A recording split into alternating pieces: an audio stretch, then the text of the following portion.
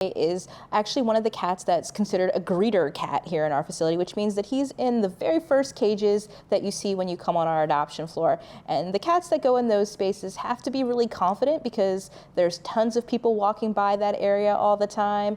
There's lots of people, initially getting excited and, doing all the happy squeals of, oh, how cute is that? And sticking fingers in their cages. And Matterhorn is definitely a guy who can handle all of that attention.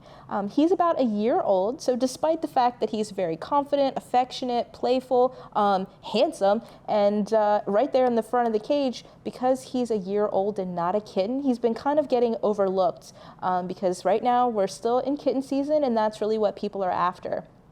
I always like the cats that are adults because I think you kind of know what you're getting when you adopt an adult cat. Their personalities can change, as the shelter can be a little bit more stressful, but you know a lot more about them. They're more established. So you know that Matterhorn is a very curious guy and sometimes tries to get out of his cage and go on little, exploring trips around the cat floor.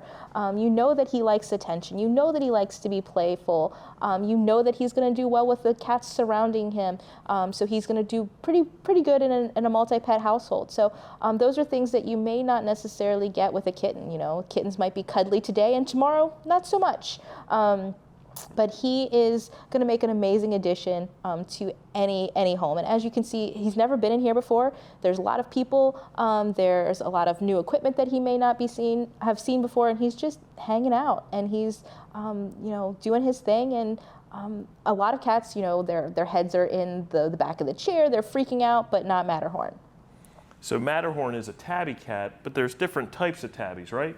Yes. So a lot of people, when they think of a tabby cat, they think of the pattern that they see on Matterhorn right now. And he is what we would call a mackerel tabby, which has the standard kind of stripes. A lot of people refer to it as the tiger stripes, but there are actually 5 types of tabbies. So there's the classic that has a lot of the swirls. A lot of people see like the zeros on their sides. There's spotted ones that look like they just have like little cheetah spots. Sometimes they look like broken stripes. And then they have the ticking, which is smaller amounts of spots and stripes. And then torties are actually they can also be called patched tabbies. But we call them torties here in our facility because they have tabbies, but they're, splotched and things like that. But he would be considered a mackerel tabby. And if you can tell the difference, if your animal were to get lost, that can be really helpful rather than just saying tabby, because if you say it's a classic tabby, he's a brown tabby, we wouldn't be thinking that mackerel will be your pet or that Matterhorn will be your pet because he's a mackerel. So the more information you have about your pets, the more helpful it can be in locating them when they're lost. So from the applications we receive, a lot of people want cuddly cats. Would Matterhorn fit those applicants? Yes, tons of applicants are looking for the cat that they can pick up, carry around, that's going to sit on their lap, and Matterhorn would be a great option for those types of families.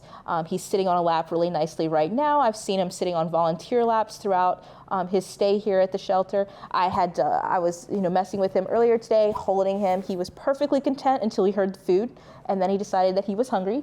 But he can, he'll be a great addition for someone who is looking for a cuddly, affectionate cat that they can hold. And he's going to be that way long term because he's an adult cat.